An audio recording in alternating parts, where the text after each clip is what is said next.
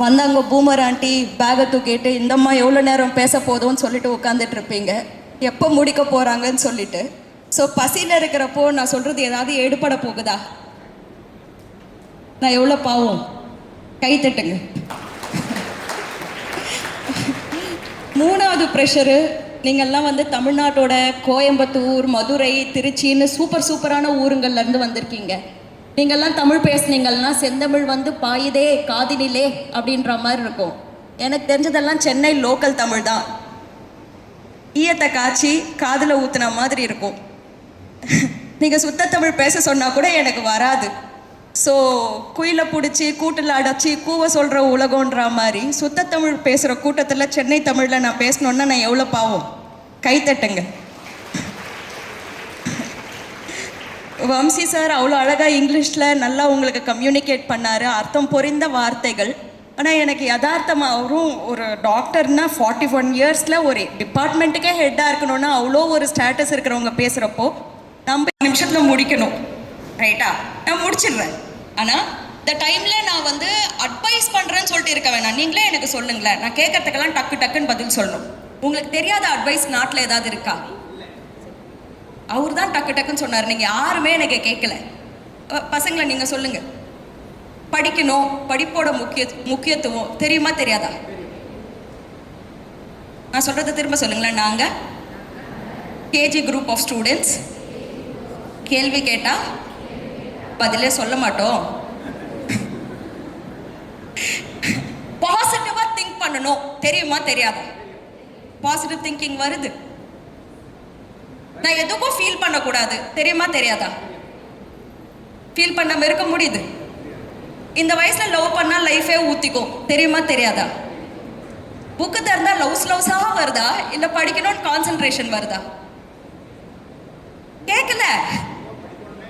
பாருங்க சார், பசங்கள்லாம் ஏற்கனவே நித்யானந்தா லெவலில் உட்காந்துட்டு இருக்கிறாங்க. எங்களுக்கு கான்சென்ட்ரேஷன் தான் வரும் மேடம் அப்படின்னு சொல்லிட்டு செம்ம ஃபோக்கஸோட உட்காந்துட்டு இருக்காங்க.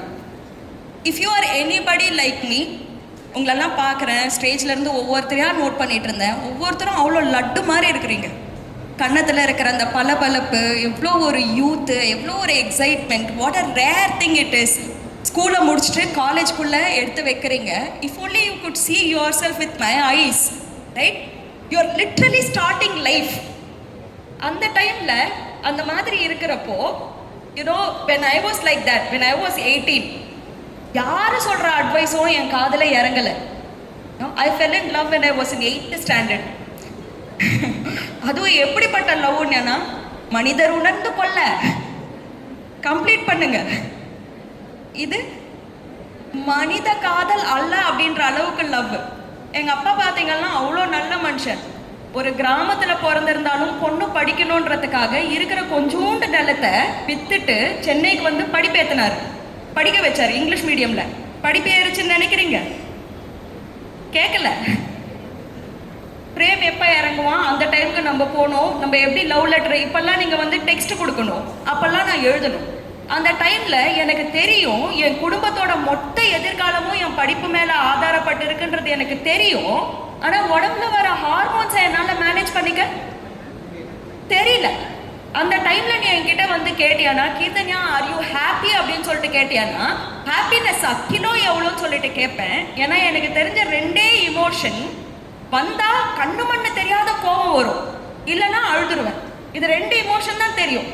ஸோ அந்த டைமில், no, let me ask all of you right now, how are you all feeling now? 82 வயசு மனுஷன் சொல்றாரு, how are you all feeling now? How are you? டேய், யாரு பெத்த புள்ளையோ, அந்த ஃபர்ஸ்ட் கிளாஸ் ஃபர்ஸ்ட் 10 ரோல உட்கார்ந்து இருக்கிற மாணவிகளை கேட்கிறேன், how are you all feeling now? Happy. மூஞ்ச பார்த்தா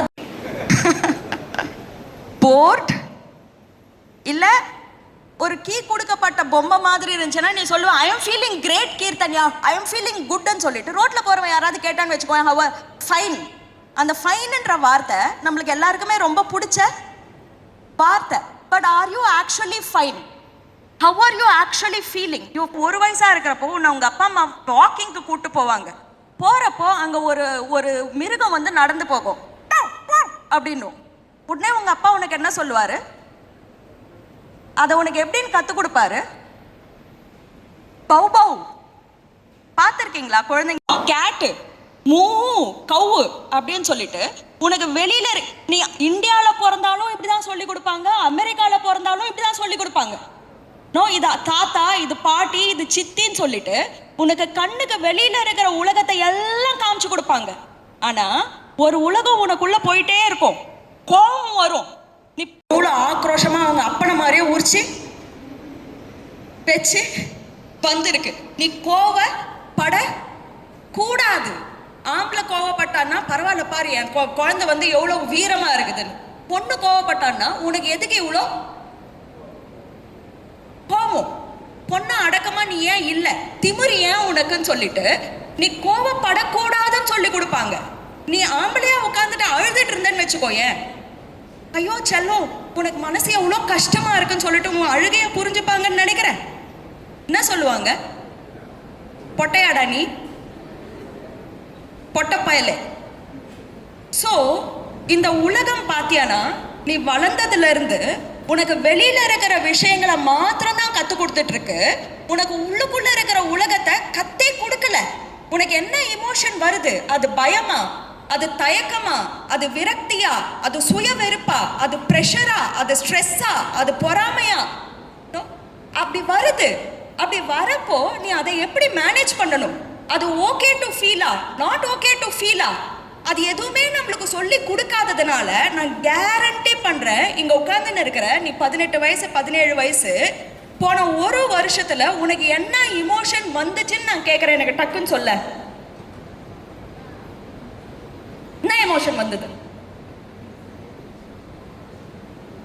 if you are anybody like me, கோவம் சொல்லுவேன், ஸ்ட்ரெஸ்ன்னு சொல்லுவேன், பயம் சொல்லுவேன், கவலைன்னு சொல்லுவேன்.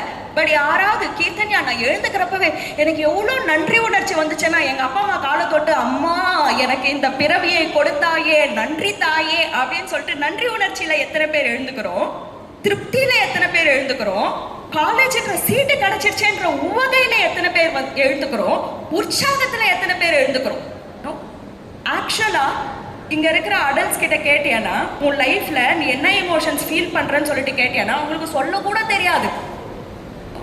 3 எமோஷனுக்கு மேல சொல்ல கூட தெரியாது. நான் ஏன் உனக்கு இது சொல்றேன்னா, இன்னைக்கு இந்த உலகம் ஃபுல்லா ஒரு மாயையில இருக்கு. உலகம் உனக்கு வெளியில நடக்கிறது. இந்த காலேஜ்ல சீட்டு கிடைச்சா சூப்பர், இந்த காலேஜ்ல சீட்டு கேட்டா கிடைச்சா மட்டும், இந்த டீச்சர் வந்தா சூப்பர், அந்த டீச்சர் இல்லைன்னா இல்ல, ஹாஸ்டல் ஃபுட்டு அந்த ஹாஸ்டல் சூப்பர், இந்த ஹாஸ்டல் சூப்பர் இல்ல, அந்த பாய் ஃப்ரெண்ட் சூப்பர், இந்த பாய் ஃப்ரெண்ட் கேவலம். ரைட்? இதுதான் உனக்கு சொல்லி கொடுத்துன்னு இருக்குது. இது எதுவுமே உனக்கு வெளியில நடக்கிறது கிடையாது. Life is what is happening inside of you. Life is what is happening inside of you. கொஞ்சம் யோசிச்சு பாரு. இன்னைக்கு நீ இங்க வர இடத்துல இந்த ஹாஸ்டல்ல சூப்பரா ஒரு பெரிய ஒரு இல்ல ஹாஸ்டல் வேணாம், இங்க பக்கத்துல ஊட்டி இருக்கு. ஊட்டி தானே பக்கத்துல, இங்க கரெக்டா சொல்றேன்னா நான் போயிட்டு வந்திருக்கீங்களா? அந்த மலை ஏறி வந்திருக்கீங்களா? எங்க எல்லாரும் இங்கதான் இருக்கிறீங்களா? கேட்டுன்னு இருக்கிறீங்களா? நான் முடிச்சிடுறேன் சீக்கிரமா.